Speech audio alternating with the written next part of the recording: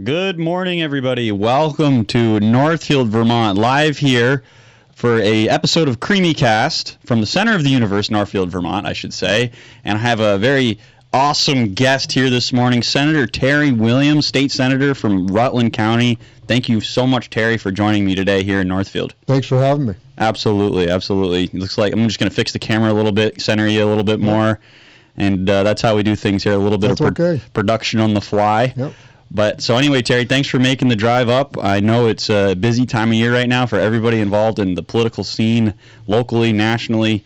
But tell me a little bit, what's going on with you down in Rutland County these days? Well, of course, Rutland County is pretty much the last bastion of conservatism in Vermont, That's right, other than Franklin County. Maybe Northeast Kingdom a little bit. Correct. Yeah. But we're actually out there working.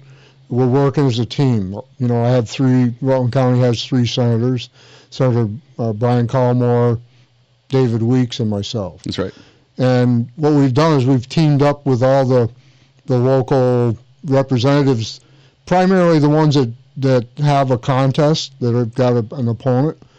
And we're out there waving signs with them, going to meet and greets and talking to get our support behind them. But it's also good for us because we get to see and talk to people that we don't normally get to talk to. Oh, absolutely. We got 27 towns in Rutland County, and it's a pretty big district. It's hard to get out into all the nooks and crannies out there. So, yeah, I've made a few travels down there, being a central Vermont guy. I may only go down there a couple times a year. Anytime I go south of Rutland, heading towards the Bennington area, I'm always like, man, where am I right now? I've never been here before. It's a different part of Vermont. Yep. But you guys are certainly one of the strongholds for conservative beliefs in Vermont. And in some ways, I really envy you guys down there. Although Northfield and Barrie and some of the Berlin, central Vermont area is fairly conservative. But yeah, I look at you guys and I say, man, must be kind of nice because you get to campaign on really, truly what you believe in. There's no hiding it, to say the least. Am I wrong about that? No, you're right. And unfortunately, my message to my constituents is, when they beat me up about their property taxes, I didn't vote for any of those bills. That's right. I said, you can check my voting record. But what's going to take to turn this state around politically is to get the people to actually stand up and speak their mind and tell their representatives and senators, I don't want you to vote for that bill. And if you do, unfortunately, 2 years from now, I'm going to get you unelected. Well, that kind of raises the question, because it seems to be an obvious issue across the state. People are, let's just get right into it. The property tax issue, for example, people are hurting really bad, and I mean across the board. It's not just, even wealthier or upper middle class people are like, what are we paying for here? Right. Why do you think it is? I guess we don't know yet. But do you think there's going to be a big shift in the state politics, or do you think it's going to be somewhat of the same, or a little bit in the middle? What are your thoughts? Well, if you're asking my opinion, yeah, I'm asking your opinion. I'm at a place now where I can actually give it to you. Yes, you can. Because I don't normally do that when I'm in my seat in the Senate chamber, because I pretty much stick to what the constituency wants. Sure. But here, I think what you're going to see, I'm going to predict we're going to end up with 11 senators that are Republican. Okay. Maybe more that are conservative, regardless of party, and that we're actually going to be able to sustain a veto for the governor next term. So you think that's going into the elections, November election, I guess. Yeah. You think we're going to be able to sustain a veto for the governor? That's a really big deal if that's going to be the case. What makes you think that? Well, I've been going out talking to different county committee meetings and talking to the candidates, and what I'm seeing is a groundswell of conservatives finally getting out and talking the way about what they feel. I mean, there's a lot of voter apathy out there, and we talked a little bit about that. I think why they are apathetic is because they just see conditions. Economic conditions primarily continue to decline in the state, and they don't think there's anybody out there that really cares about the working Vermonter.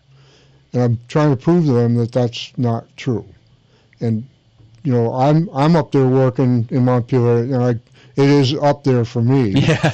And trying to convince my constituents that everything that they care about, within reason, some of my constituents have some pretty off the wall ideas, but generally the people know what they want. They know the conditions. I don't even know some of the problems that they're experiencing. Property taxes have gone up. It's going to make some of my constituents have to decide whether they're going to put gas in their car, food on their table, or be able to provide medication for their loved ones that Sure. need it, because they just don't have the money anymore. Don't even think about a vacation. Right. And everybody's, the people that are the working class, some of them are working 2 and 3 jobs just to try and make ends meet. Yeah, and it's funny because John Rogers' slogan this whole campaign season has been a voice for the working class. Yeah. And just last night I see Dave Zuckerman put out an ad on Facebook talking about how he keeps hearing all over the state the same thing, that working Vermonters need a voice. Yeah. That's what he puts out. It's almost just a bare bones copy of what Rogers is saying. But I mean, that's the case. It is true. I'm sure he is hearing that. Right. That Vermonters that are working, people that work 2 or 3 jobs just to pay their rent, pay their mortgage down, pay their property tax, whatever it is, I'm sure they're hearing that a lot of frustration from those people. So I take it that you are then. I mean, right. What types of things are people saying? Well, they're concerned about the quality of education sure. that their students are getting, their children are getting, and the cost per pupil. Yeah. It's and they've adjusted the yield bill, which I didn't vote for, to try and get that more equitable across the board. But we still had 33 school districts that didn't pass their budget initially.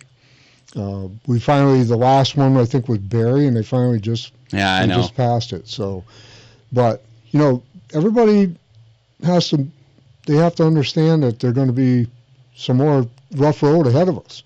That's right. From what I'm hearing, there's probably another $200 million hole in the education budget for 2026. I mean, hey, look, I think I wrote an article recently about this, and it's probably more than that. That's the low estimates, yeah. And that's not even to mention the buildings themselves. I forget the exact term, but the buildings and facilities and everything that we have in the state for our education are completely, they're degraded, and they need to be rebuilt.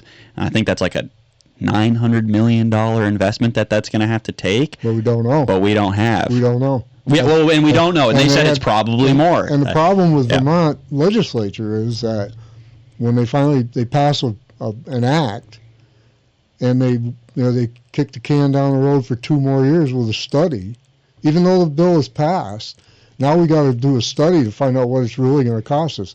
Kind of like the Affordable Heat Act. Well, why do you think that they do that so often? Because I see this all the time. Well, we're going to do a study, and then nothing happens. I don't quite understand it. I mean, it's like you say, the clean heat standard, but I've heard John Rogers mention that a bunch of times in his debates. It's like, they've done 38 studies on this education funding problem. Why are property taxes still raised 14%? Right. Why haven't they done anything?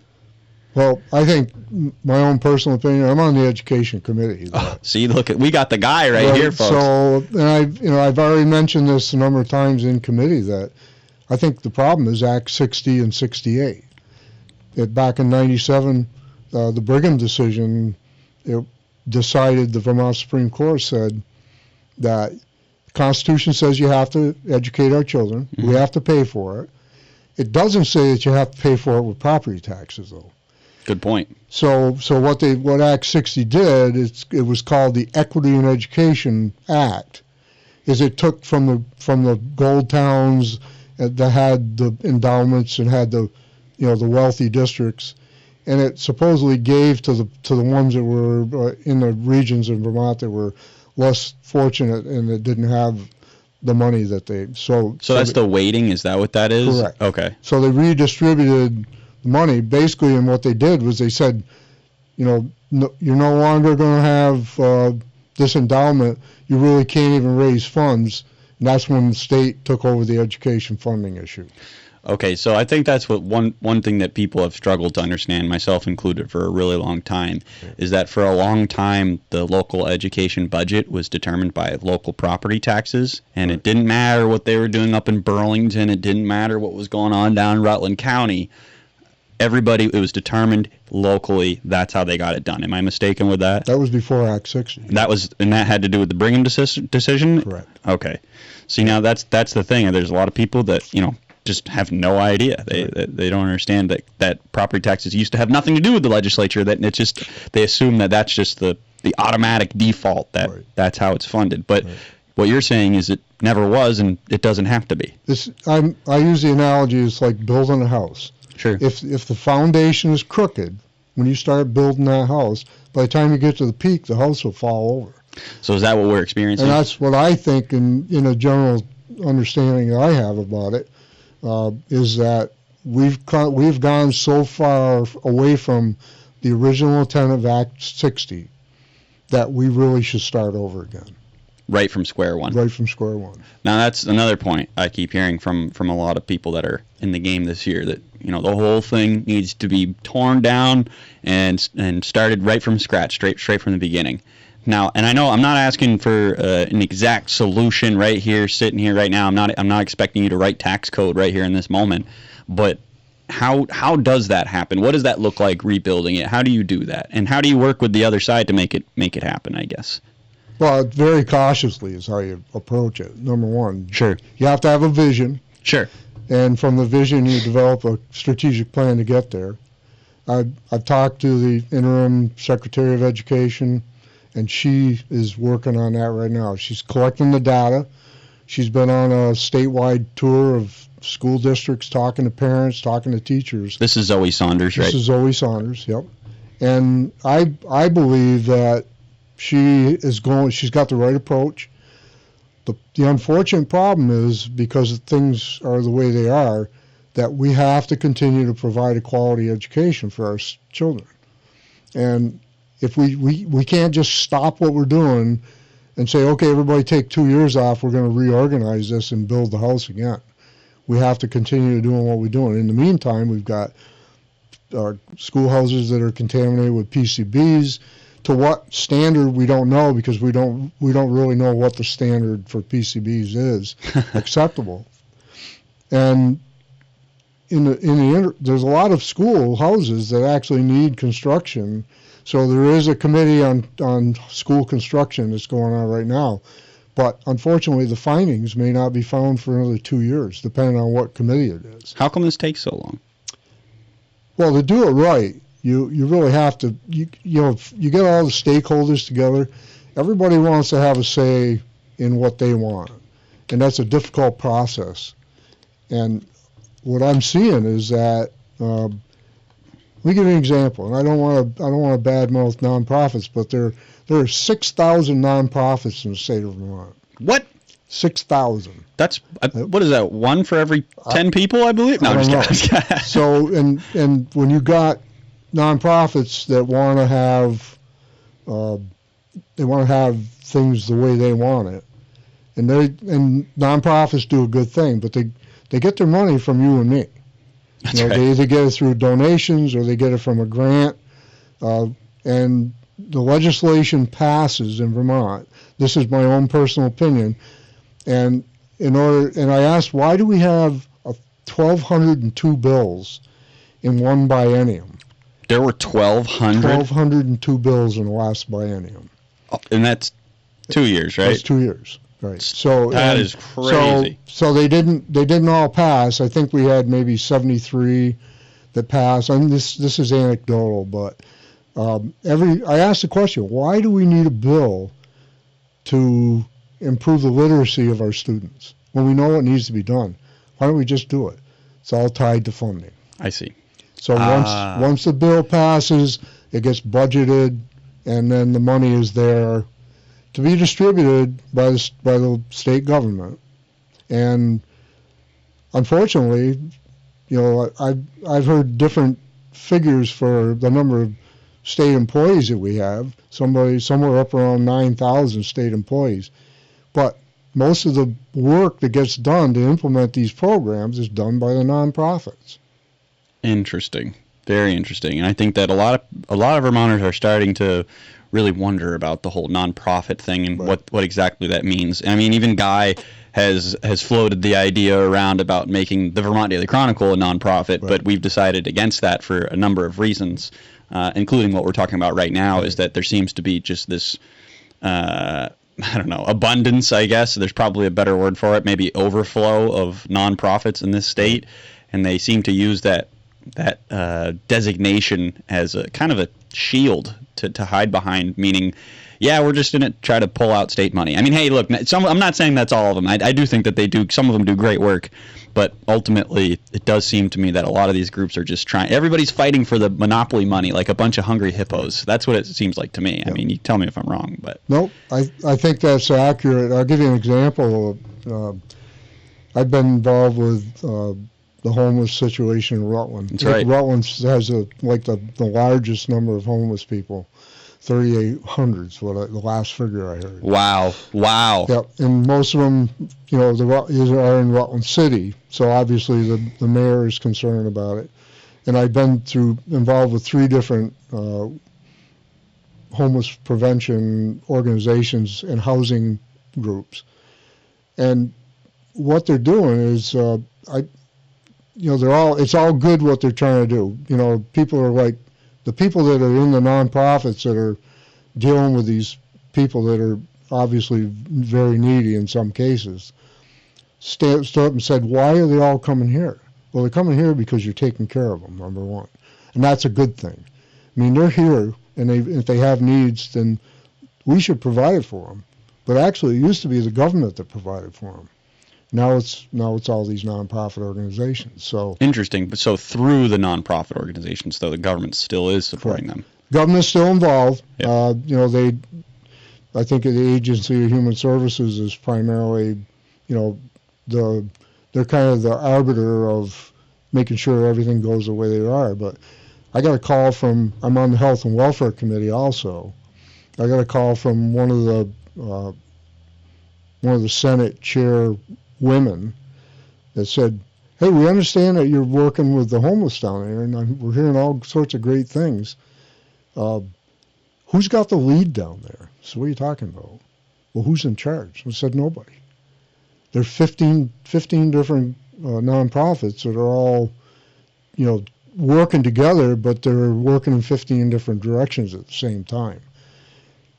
And this one particular chairwoman said, so-and-so doesn't have the lead on it? I said, not that I can see. So-and-so? I haven't even seen them. I'm not going to use names, but they said, I said, I haven't even seen that person at the meetings. And after that came out, everything changed. So now there is an organization down there called Homeless Prevention Center, run by Angus Cheney. Does a great job. He runs a really great meeting, and he's really pulling things together down there. Good. But the point I'm trying to make with this is that these state senates make policy, and then they distribute the money, either put it in the budget or make sure that certain agencies get the funding. They don't provide any oversight. It's just that's the way it is. So it's your money. And they've handed out, for the people that they think need it. And in the end, they didn't know who was in charge down there. And Terry, where does all this money come from? Well, it's coming from your tax dollars. Well, a lot of it came from the federal government. Which is? During the COVID pandemic. And, it was free money. Yeah. And I've heard different state agency heads talk about free money for, we're going to take care of this problem with free money. We're going to use state tax money to leverage against the federal money for the match. In other words, it's typically you're going to get money, but it's going to be 80-20. Okay. So the state's got to come up with 20% of the money Back. Correct. Okay. So now one thing, what an investment, by the way, if that's how you want to look at it. But one of the things that a lot of people have been saying, and I would love to hear your take on this, is that the free COVID money that people were giving out during the pandemic, we're making up for it now with our property taxes. Can you explain that, or is that a stretch? Because I do know that some of the gaps in education funding at that time, not only were we, like, personally, I didn't take any, but people were taking stipends from the government, like, individually. Right. But I do believe that there was money given to states, including the state of Vermont, to fix the gap in education funding, and that's part of the reason why we find ourselves in this hole. Right. Am I wrong about that? Well, that's a nebulous subject. First of all, let's use it, ARPA. Sure. American Rescue Plan funding. I was on the select board in Poultney before I was a senator, and we found out that, pandemic was in full swing, that we're going to get money, ARPA money for my municipality, and it was going to be $1 million. And it was like, what are we going to do with it? We didn't have a plan for this infusion of money. So we the town of Poultney and has a village and a town. So we went back to the state agency and said, is that going to be $1 million for both the town and the village? And they said, we'll get back to you. We came back and said, no, you're going to have to split it up. So we did. We split it 50-50. So the money that was allocated, we had to come up with a plan how we're going to allocate, distribute that money, what we were going to do with it. So it took a small town select board and planning commission a lot of time to actually sit down and come up with an agreement on what we were going to spend the money on. Sure. And these are part-time, people that are volunteers, or they're elected officials in a lot of cases, that don't really have the time to put into these study committees to figure out where they needed the money. But we did it. So, and in the end, I said, no, they said, you got to have this money spent by this date. So we're going to give it to you, but you have to allocate it and tell us where it's going to go. And then they said, then you have to spend it. Because if you don't spend it, you're going to have to give it back. So I know right now that a lot of the ARPA money that municipalities didn't spend by the date, I think it was September, maybe this month. Okay. In 2024, the state took it back. So rather than lose it, then the state is using it. And it's a good thing, I think, probably because I think some of that money is probably being used for recovery from the recent flooding. So, we have I think our budget last year was $8.3 billion. And within that budget, and you wouldn't want me balancing your checkbook because I'm really not a math guy, but we had a lot of, the Appropriation Committee and the Finance Committee did a really good job making sure that the money got where it needed to go. The problem is when they realized that the federal funds were going to dry up, now we got accustomed to having all this money to spend, and we're not going to get it anymore. so we got to go back and replan for what we can afford to have. We don't have the federal money coming in, so guess what? Taxes are going to have to go up. So tell me about this then. When you're going into that situation, 2020, 2022, obviously both election years, but big changes with that federal money coming in. But I guess what I'm wondering is, looking down the pipeline, how didn't they see this coming? And did you see this coming ultimately? Did you say, hey guys, if we keep expanding these programs, if we keep spending money here, spending money there with this federal dollars, what are we going to do when this dries up? Was that a conversation, or and nobody? I saw it because I'm an ultra conservative, a real fiscal hawk, and I'm like, this can only, because we were probably planning on spending money in places where we really didn't need it. Because once you take, the problem with federal money is there's strings attached. When you take federal dollars, you have to comply with everything that they want you to comply with. And a lot of the other spending that we had to be with state money. Okay. All right. So it's kind of a double-edged sword. When you take federal funds, you have to comply with what so let's say the Department of Education, that some people would like to have go away in the federal government. Yep. Those dollars came in, and we got an appetite for having money to spend for whatever we needed, and now we don't have it. Sure. So now we have to wean ourselves. Yeah. No, and it's interesting, and I want to go back to we were talking earlier, and before you came on the show, I was telling you about how your story, able-bodied homeless people should be able to work. Yep. Ultimately. So I shared that, of course, online. I shared it on Twitter, and it got quite a reaction. And we actually do have somebody who did reply. I don't know if you know Joshua T. Beckhofer. I know I always say his name wrong. Yep. Did I say it right? Beckhofer. Yep. Okay, and it sounds German.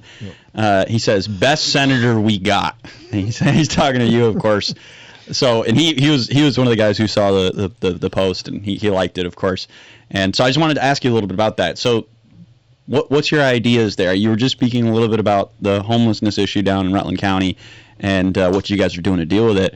Sounds like there's been some progress made, but maybe you have some other thoughts about some things that could be done. One thing I want to point out too that you did say is you said you believe that if people are disabled or they really truly do need the help, mental illness, I don't know exact wording that you said, then they should have it. So just talk a little about that if you don't mind. So Josh just put a target on my back. So thanks a lot, Josh. But yeah, the people are here, and a lot of charitable organizations and a lot of church, Christian and Jewish religions, they accepted these people because they're here. Sure. And I think because they're here, we have to take care of them. But I think if they're here and they expect a handout, that they should be evaluated for their physical condition. If they don't have any debilitating physical condition that would prohibit them from working, I think that we have a labor shortage in Vermont. And it goes back to the days of the Depression. Everybody was able-bodied, but nobody had any work, and every town started a town farm, literally. And the town farm produced vegetables and firewood and lumber. Everybody who was able-bodied worked, and they contributed to the economy because there was no money. I don't think there's any difference than right now, because we're about as close to a depression as we're going to be economically. Wow. So I'll give you an example. My grandfather told me that he came here to mine slate, to quarry slate, and when the Depression hit, there was no building because people couldn't afford to build houses, so they closed up the slate quarries. And he went to work on the town farm because he had a family. He needed to feed people. They did know how to work. And they were physically capable.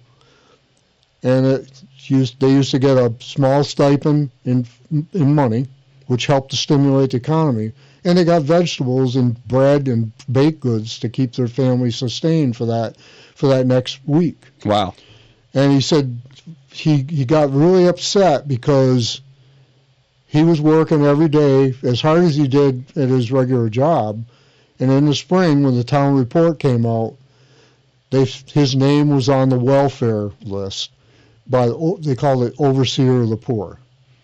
And he said, I worked as hard for the local government as I did for my employers in the slate quarry. I didn't see it as welfare.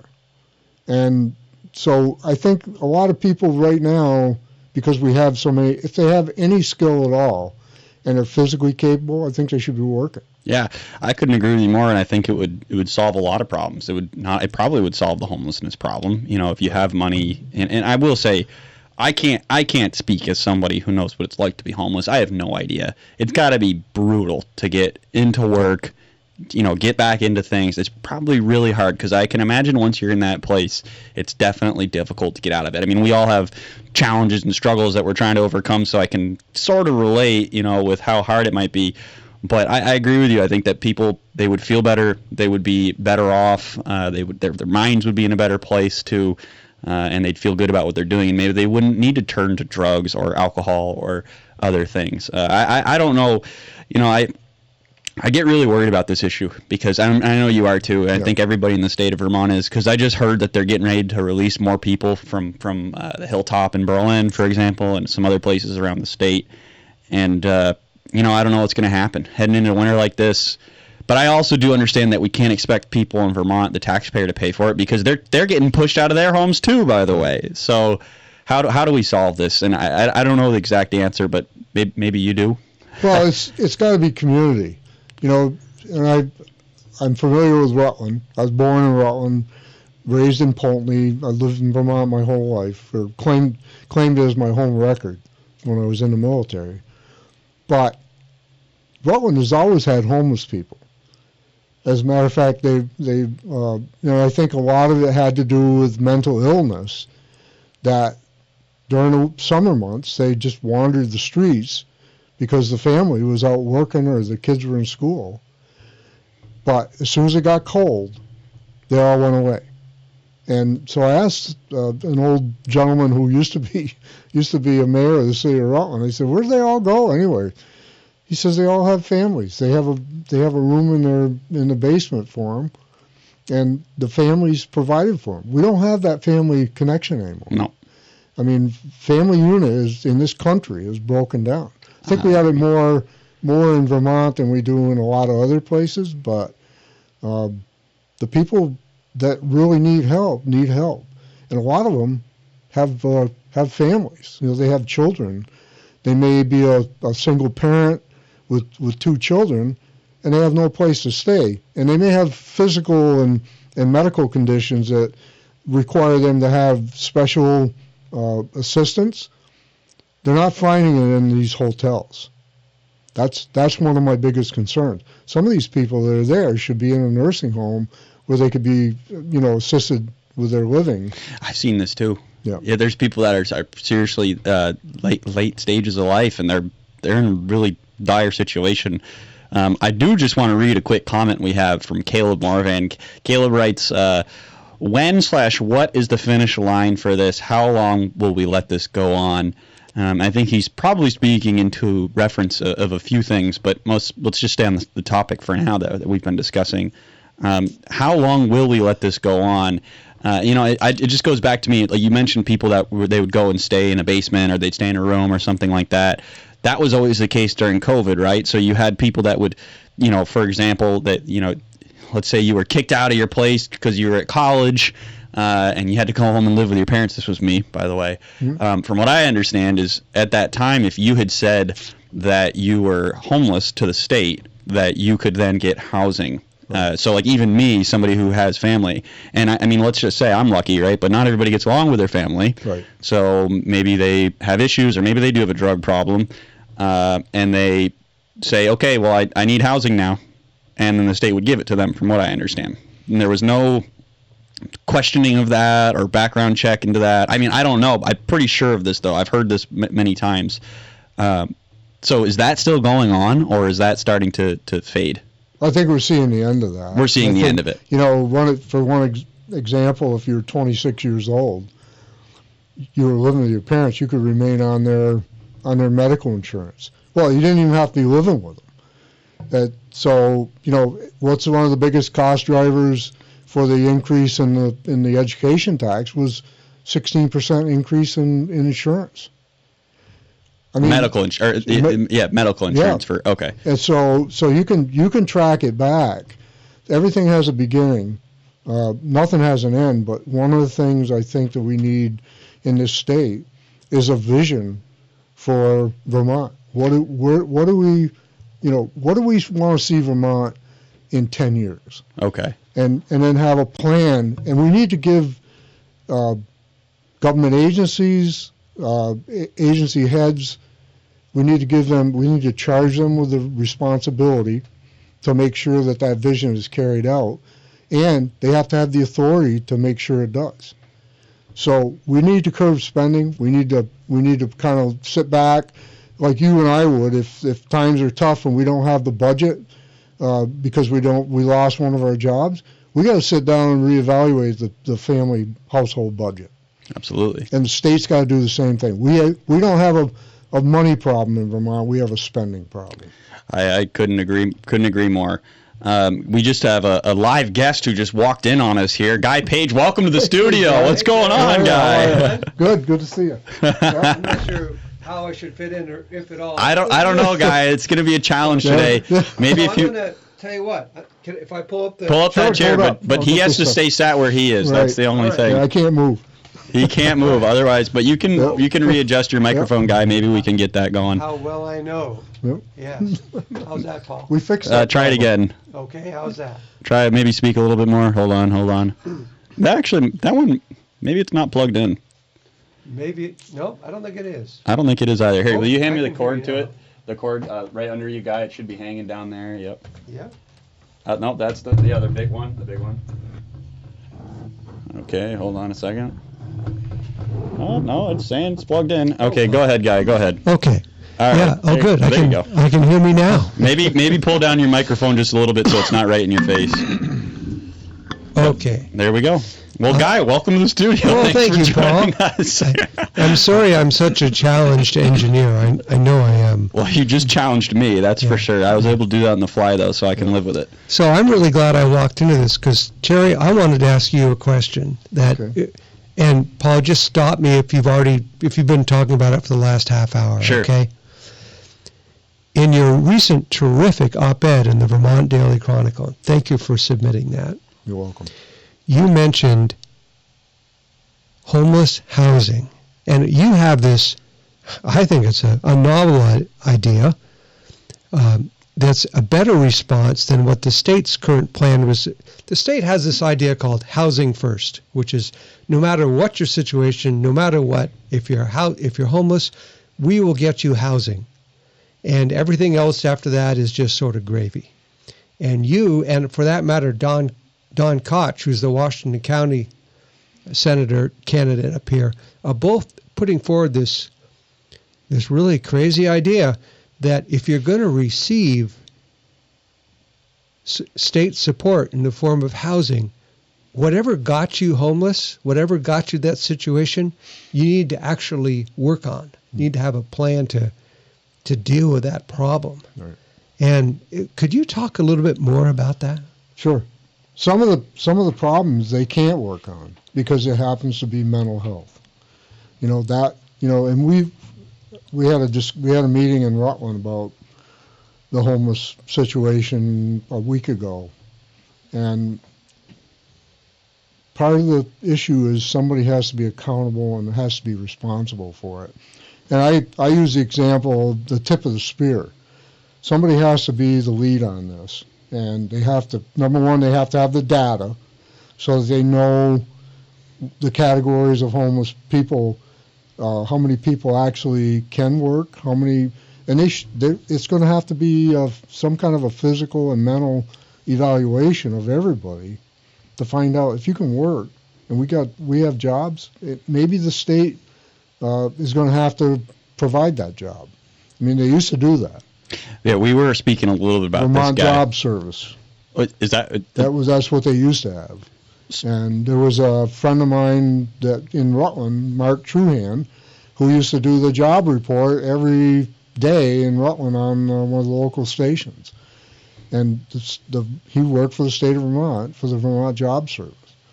And he actually knew what jobs were available, and he was the point of contact that if somebody needed a job and they had that skill, they contacted his office and they got put into a position. So state's pretty much got out of that. They've gotten out of the mental health business too.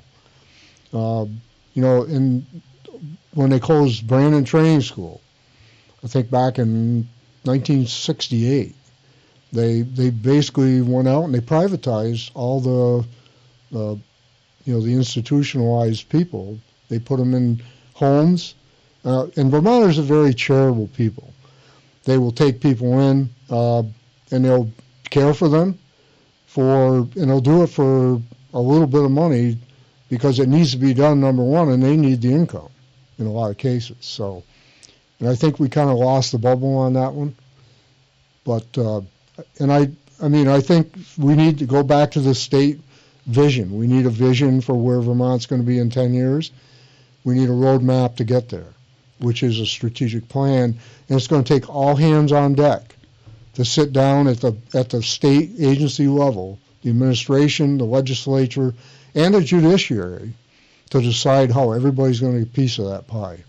Well, and I think the idea of a vision for the state going forward, in 10 years, that's got to be challenging to come up with, considering that so many of these people think that the globe's not even going to exist in 10 years. I mean, am I being dramatic by saying that? I mean, a lot of them do kind of push this climate hysteria idea, and I know that doesn't necessarily relate to the topic that we were talking about, but in a grander vision for the state of Vermont, how do you come up with one if people don't even think that the state of Vermont's going to exist? Right.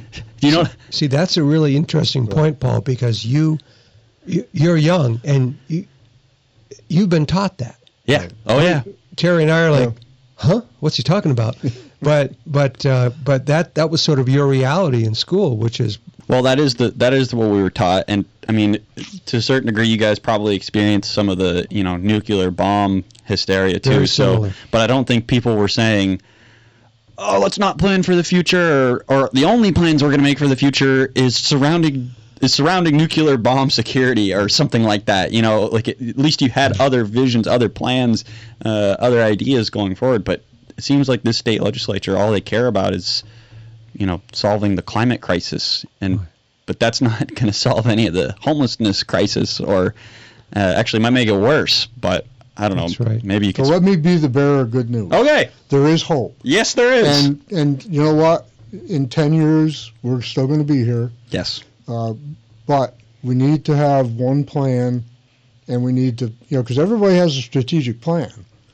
But if they're all planning for their own benefit, rather than the benefit of the organization, which is the state of Vermont, then we're going to continue to waste money on, and I used the example yesterday, cronyism and nepotism is alive and well in the state of Vermont.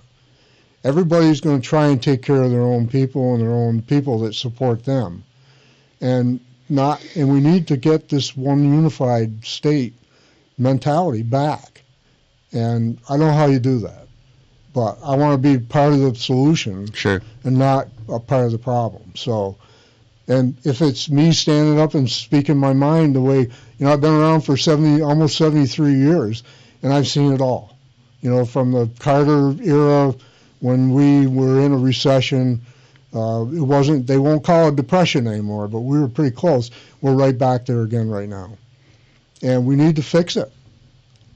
And yeah, no, I couldn't agree more. Sure, Guy, what's your thoughts? So before I step out and do some publisher work here, I do want to say one of the things that, Terry, it's really impressed me a lot about you as a senator, as we spend a lot of time in the State House together, is your willingness to come up with and to lead with sort of what seemed at the first sort of like new ideas. And one of them was this whole thing of cell phones in schools has now sort of caught on. But the first bill and the first guy to really raise this was this maverick senator out of Rutland County saying, maybe we ought to do something about cell phones in schools. And it actually kind of caught on in the legislature. And so I want to give you kudos before my voice goes out and I need to go. I just want to give you kudos for that. And ahead of time, thank you for coming on the show. Thanks for having me. Well, yeah, what happened there? So I can't take credit for that? Sure. I mean, I had a group of constituents came to me and said, we want you to write a bill for us. Sure. And remember at the beginning of the program, I said, I have an opinion, but I also have a responsibility to do what my constituency wants. So this group of women, all professionals, one's an attorney, one's a public health nurse, came to me and said, we're homeschooling our kids, and we're doing it because we don't like what's being taught in the Vermont schools, in the public schools. And we think the biggest driving reason that we don't send our kid to public school is because the electronic devices and the cell phones and the social media are contributing to the decline of our society. Number one, they really believe that, and they think that they should be taken out of the school. So I said, okay, let's sit down. So what we did is we had a focus group. We got to know each other. We came up with a vision for the group, and then we wrote a strategic plan to get there, and it ended up being a bill. And I tell all my constituents, if you got something you want a bill, come to me and we'll talk about it, and then we'll go to legislative council, and we will put the bill together and put it forward. So I can't take the credit for it, and the people that are pushing this continue to be active. They've grown in number statewide. Sure. And a lot of the schools, even though the bill didn't go anywhere, because it was initiated in the second year of the biennium, it didn't really have time to get momentum, and everybody came out against it. The Vermont NEA, the supervisors, principals. Why did the NEA come out against it? Because I don't know, but and actually one of the only people that in the state government who supported it was the Attorney General, Charity Clark. It's because Charity understands. She does. I've actually, I'm not a huge fan of Charity Clark. Nope. However, I've followed some of the work that she's done, particularly with social media. She knows what she's talking about, and I think that there's a lot of people, and I say this as a guy who loves social media. I work in social media. It's honestly kind of a passion, but there's definitely problems with it, and I agree with the notion too. These kids in school. I mean, I had a cell phone in school. Pretty much everybody did when we had smartphones by the time we were in high school, and I can tell you straight up, one of the biggest arguments and problems I ever had with a teacher was my senior year, and when I was on my phone and they didn't want me on my phone. Right. And oh man, did we get into a fight. Yeah, it wasn't pretty. And looking back, I feel kind of guilty about it. So if you're out there watching, Mr. Moynihan, I'm sorry. Yep. But it is a real thing. It's a real thing. It's extremely distracting, and it's a challenge. So that's one of the things that you've worked on. Is that a bill that's been passed, or is that No, actually, it didn't go anywhere. It didn't still go on the wall in the Education Committee. And what they did was the chair of the Senate Education Committee said that it went to the House Committee on Education as it was watered down from the Senate Education Committee, and they asked me to come up to their committee room in the House and report the bill. And I said, when I got there, I said, so you want me to report it as it was originally initiated Sure. or as it is right now? And the chairman said, we want it as it is right now. But the people on the House Education Committee had read the bill, the original bill. They wanted me to talk about it the way it was originally. So I think what happened with it was the House Education Committee wanted it to be back in the original form because they totally supported the way it was written originally, but we didn't have enough time to get it through. So what it ended up being was there was an agreement that the Agency of Education would petition every school district and work with them to come up with a policy that would they could have statewide. Okay. And it's out there working, and it's funny because the more that they're out there working with school districts on this particular issue, worldwide, this issue is just compounded. Picking up steam. It is. Do you think it's because of the work being done here in Vermont? Possibly. Well, I think because of some of the people that initiated this bill. Sure. Because they're connected. Big time. Very big time. So. Okay, interesting. And can you share any of that, or what do you mean by that exactly? Well, I'm not sure of the group, but they've actually got a nationwide effort that is trying to get rid of electronic devices in schools. Now, I understand that, I think a lot of it has to do with money. Sure. I think a lot of your major manufacturers of electronic devices are probably lobbying for more and bigger things like whiteboards and Google. I don't know all the particular but Google is part of it.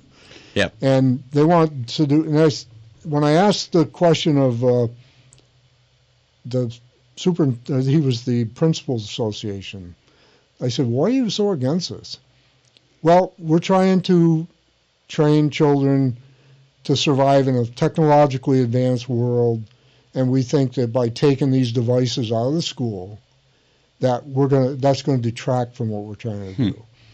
And my answer was, then why don't we come up with a curriculum so we teach it so that they learn the right way and not by experimentation. So social media is like tiptoeing through a minefield. You want to know why I think that they don't want to do that?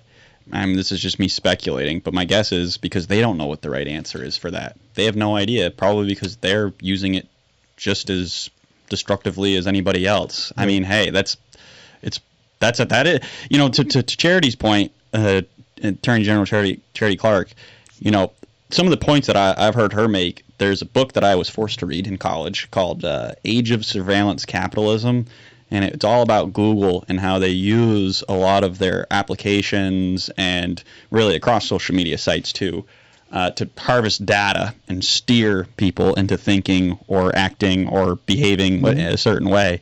And when I hear Charity and I read some of the stuff that she's put out about it, I can't help but to wonder maybe if she knows a little something about that, because most people don't understand just how detrimental this stuff can be. Right. So to their point, they're saying, well, we want people in the schools to learn, the kids to learn, technologically society. Well, if they don't even know, like the kids, and not just the kids, but the people above them, if they don't even know what's actually happening to them when they're using these things, how can they say that this is going to be a positive outcome? Right. I don't think they understand it. But let's use hazing, harassing, and bullying, which is a real issue in our schools. Yes, it is. It's a real issue in society. Period. And I actually wish that I had never picked up a cell phone, because now I'm so connected to it. I'm addicted to it. You are? I am. I can't function without it, because I know. If I lose my phone, I go into a panic, because my calendar's on there. Yeah. All my my access to my 3 email addresses and my 2 social media. Even getting up here. 3, yeah. So using your maps to get up here today. Right. So if you can imagine, when you get a ping from Instagram or from Messenger, you immediately go to, oh my God, I wonder who that is. Oh yeah. Right. So and if you've been recently harassed by somebody on social media and you get pinged, there goes a total distractor for learning. Absolutely. Because that can take your whole day and just ruin it. You could absolutely, whatever it was, like you say, cyberbullying, some type of harassment, some type of, hey, look, there's even on the show, we get comments all the time of people, kind of distracting you from the conversation that you're trying to have. Right. And this is, of course, streamed across, 3-4 platforms. So, right. You get it all. And there's just so much out there. Well, we've been going for a little while now. I want to change the subject real quick before we finish up. So you're saying you think there's hope for the state. You do think there's hope for governors, to be able to sustain a veto. So if you're looking around the state, let's just focus on the Senate right now for races. Where are some of the places that you're watching for state Senate races that seem promising, and you think will hold up? And maybe even be the ones that get through and get some new faces in the state house. Where are you looking? I'm really impressed with Windsor County. Yeah. Republican committee. They have added numbers to their committees. They've gone out and they've actually organized every municipality in Windsor County. Wow. To have a Republican committee in the town, and they're all working together. Wow. So I've seen this actually grow to the point where I can't imagine at least 2 of their 3 senators not getting in. And I think there's need for change in there. Oh, for sure. Yep. Windsor County especially. Yep. I've met the Republican candidate in Orange County. Larry Hart. Larry Hart. Yep. I'm impressed. The guy is a businessman. He gets it. And I think people know him and they like him. I know Patrick Brennan is going. He's not running for his House seat. He's running as a senator in Colchester in Chittenden County. And then you've got He's Republican, yeah. he's a Republican. Yep. And you got Scott Beck in Caledonia County, who is not running for his House seat. He's running as a senator. So I think right now, the 7. Well, we had 7, and we still have 7 that are in contention for their incumbent seats right now in the state. If we can get those 4 that I just mentioned, there's your 11. And how about Sam Douglas? What do you think of his shot? I think Sam Douglas is really a. There's spark another plug. one. There's And I mean, he's business. He's connected to the agricultural community up there. He's out. He's working hard. he is. Gleason, Jack Williams, and Andrea Murray. Yep. Andrea's a spark plug. She is. She actually shadowed me in the State House and got a lot of attention. She's a sharp lady. No, that's going to be a great grouping of races to watch. I was just up at an event last night with Governor Phil Scott, John Rogers, and Sam Douglas, up in Barton, Vermont, which is quite a distance for me. That's probably like an hour and a half. However, it was so worth it. I saw a lot of familiar faces, a lot of state senators that I know, Republican guys. Pretty cool to see because you don't really get to see them all that much this time of year. And I just walking away from that, I said, okay, you know what? If he can win that race and send her packing, that would be great because that's a seat right there that they need. So that's at least from my perspective when I'm watching these races and from everything I understand that the focus isn't as much on the House of Representatives, which there's a lot of House reps out there that are running, and I think that there's some really promising candidates and maybe some seats that could be flipped. But it's going to be more of a challenge in the House than it is going to be in the Senate. So it's looking more and more every day like it is possible for there to be some resemblance of balance in the Senate. I mean, if you could have 11 state senators that were Republican and maybe a handful blue dog conservative Democrats, you could get some work done. Yeah. So I don't know I guess we've talked about a lot. I do have a couple comments. Mike King writes, from out here, a Republican yoke looks pretty close to a Dem yoke. The real yoke is on us. Well, okay. There's a yoke you could take that I've heard is very light, just saying. But anyway. And Vernon Vermonster writes, thank you for your good work, Senator. Yep. So So I've got, I don't want to discount the House candidates. Okay. But I don't know them all because I'm not really focused on that. In Rutland County, we have every seat has somebody running in it, which was different from before the primary, and a lot of that's because of the write-in campaigns. So Rutland City, we got 2 really good candidates that are probably going to get a couple of the incumbent Democrats to take a hike or take a vacation. Who are they? One of them is a guy by the name of Chris Keyser. Okay. And I think he's running against Mary Howard. Then you've got Chris Howland, who is lives in Rutland Town. He's running in place of Paul Clifford. And the third one was, can't think of her name now. I'll think of it in a minute. My senior moment here. Well, there's so many names out there right now. I can't keep track of them all. We have hope that, but if we don't get the people out to vote, doesn't matter. Then we're done. Yep. And we can make a difference if we were making a difference up there in the Senate, especially with the few people that we have, because we're standing up and we're coming back at them with real world issues that basically they really had to work to get around us because we're throwing up obstacles. And that's all we can do as a super minority is continue to fight them. They're not accustomed to having to work because they're the super majority. They can pretty much, they make the rules, they pick the chair, they pick the committees that we all go on. I've learned one thing is, and part of it was in Guy's survey when he asked the last question, what committees do you want to be on?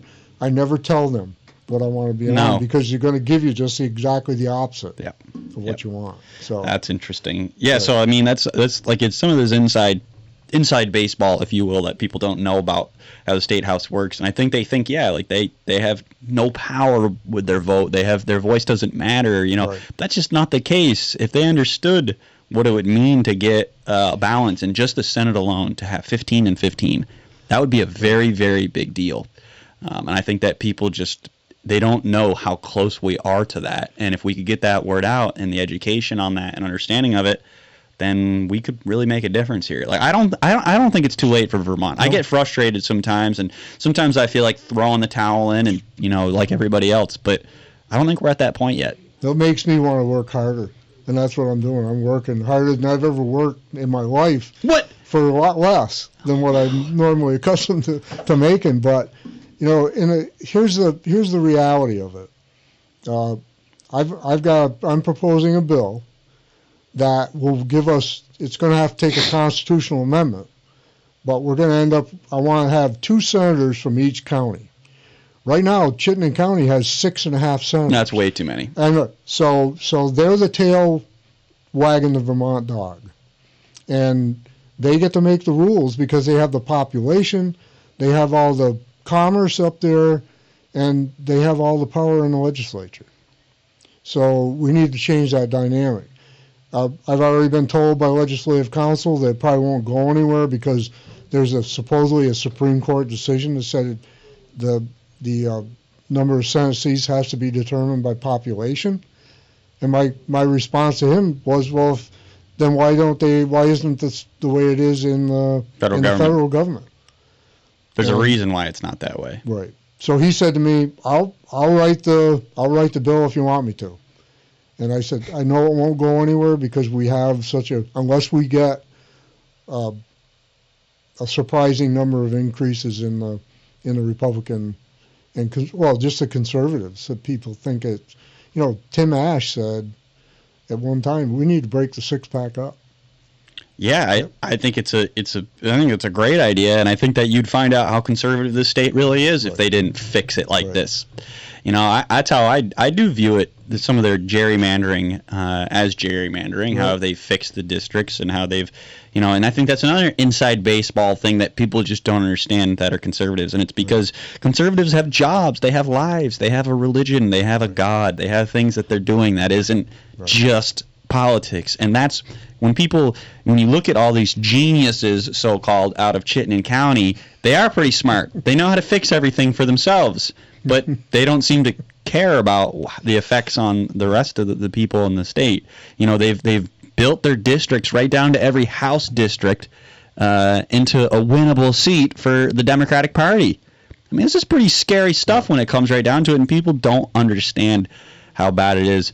They are a machine. They're organized, and they're executing their plan. We don't have one. Yeah.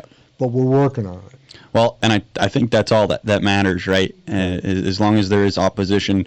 And I think the beauty in what we do and as the conservatives in the state, I don't know, we don't live in fear. We don't fear them. We're not afraid of them.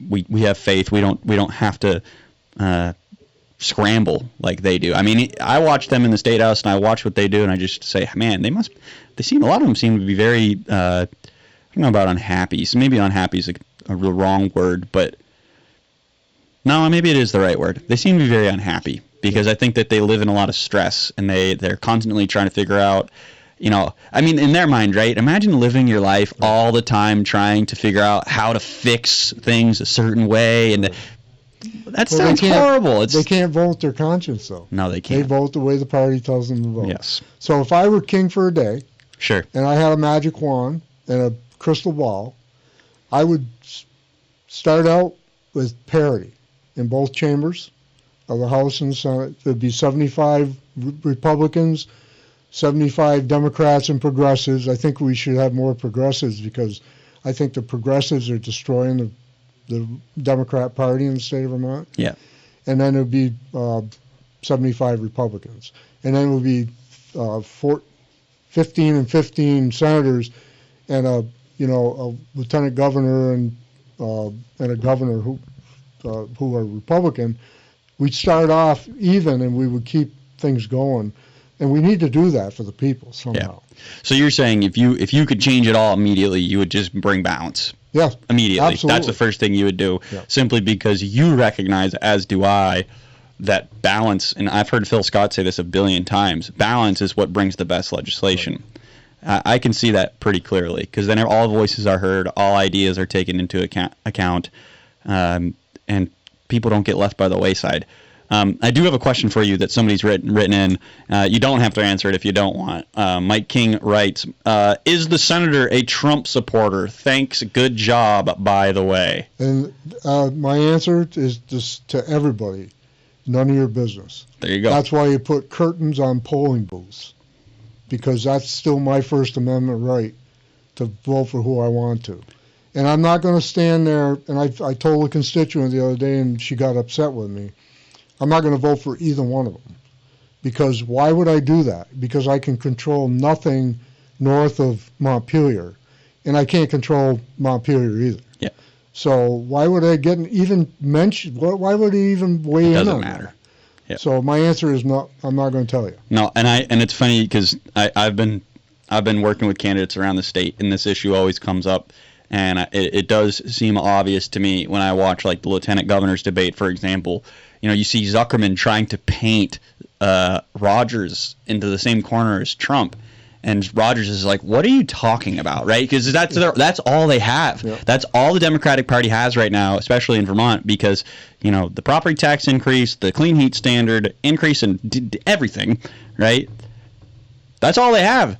Oh, he's a threat to democracy, you know, and so therefore anyone who's a Republican is a threat to democracy. And it's just like this stretch, like they go so far out of their way. So I keep telling these candidates, look, try to keep your opinions to yourself on that, because at the end of the day, it really doesn't matter. You can't do anything about that specific situation, and you're never going to be able to. I think your answer is a great answer, because it comes back to those core tenets of American beliefs. Hey, I don't have to tell you if I don't want to. Right. I plead the fifth. Right. Yeah. So I think that, you know, basically what you just said is the majority party owns it all. Yeah. And, you know, this isn't anything new. I think up until Phil Hoff, the Republican majority That's right. was just exactly what it is right now for the Republicans. And I often ask the question that, and I've asked it of our leadership in my party. It's like a dog chasing a car. What do you mean? Well, if all of a sudden we ended up with the governor's office, the lieutenant governor's office, the House and the Senate, what would we do with it? Yeah. I mean, we don't have a plan to actually make it better than it is right now. And we're going to be coming from behind, but the Democrats own it all. Well, I think that is such an amazing point, because I say the same thing. I'm like, man, it's almost like when you get yourself into a position of power and you're like, man, I fought so hard to get here. Now what? Yep. I see that as, I think that's where the Democrats are at right now. Right. They're like, they fought so hard to get this supermajority, and it's just like completely imploding right in their faces, and they're like, what is going on? We have all the power. Why is nothing working? Why is everybody still angry? Why is it? And nothing's working, and things are getting worse, and property taxes are increasing. It's like, it's kind of like being the game king on the hill. Sure. When you're on top, everybody wants to take you down. Yeah. And it's not any different in the federal government either. No, it's not. I mean, we are so divided up there that they can't accomplish anything. So no, it's so true. The federal government, you're right, they can't accomplish anything either. They are so divided. It's like watching paint dry, because you don't even, it doesn't matter what happens. You all know it's going to kind of what's going to play out in the end. That's one thing I find most disturbing, though, about the Democratic Party is they go into the session knowing that at the end of the season, if all goes as planned, which it will, all they have to worry about is the veto session at the end of the season. So that's all they care about. That makes me sick. Yep. Me too. So what are we doing there all session? Why are we even here, you guys? It's silliness. You know, you could save us all 2 months if you just said, hey, you know what? Let's just wait to the end. But anyway, do you have anything else you want to share with us, Terry? I think we should wrap it up. We've been going for about an hour and 10 minutes. I don't know if you have any other issues you want to share, talk about today. I mean, hey, we can go for another hour if you want. No, I just want to, I believe in term limits. Okay. And This will be when I get elected, and I'm confident I will, that this will be my second term. But I'm an old guy, and I'm not doing this for the money. No. So I voted against voting in myself $50,000 of plus benefits raise. I voted against that bill. So we need some young people to step up, get involved in this process, and because it's your future. And I'm not doing this for me. I'm doing it for my grandkids, because they're going to have nothing if we don't make a difference here. And I just want to leave that with you. I think that's a great way to end it, and I couldn't agree more. We need more young people getting involved in politics. Someday, maybe again, I will. We'll see. But I think what I'm doing now is good enough for the time being. But I couldn't agree more. We need more people to engage with it, educate themselves on how it works, get into the inside baseball, understand how much of an impact you actually can have. Even look at what I've done in the past couple of years here, and what Senator Terry Williams has done, and what we've done, the Vermont Daily Chronicle. You can make a difference, folks. So don't be afraid to put your hat in the ring. Anything else, Terry? We're going to wrap this up. I want everybody to understand we need to put civics back in our education system, because civics not only teaches you how the government works, it teaches you how to have civil discourse. Mm-hmm. And we don't have that now. Nope. I completely agree. What I saw last year in the State House, come on down and get yourself an education in January, folks. But thank you so much for tuning in, everybody. This has been an episode of Creemee Cast live from Bean Studios here in Northfield, Vermont. Once again, thank you, Terry. Thanks for making the travels up here. Thank you, Vermont Daily Chronicle, for hosting the show. And